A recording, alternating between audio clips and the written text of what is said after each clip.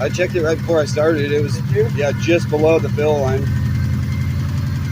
course it's running. There's nothing touching it. Nothing when it's running. It's smoking. Yeah, it's normal.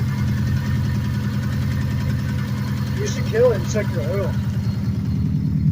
It's right above the fill line, dude. You might want to put some oil in it before you really kind of diagnose it, you know? Oh, gosh. I think something is loose, bro. This thing right here is fucking hell. It slots around. That fucking is such a loud clatter. Bro, this thing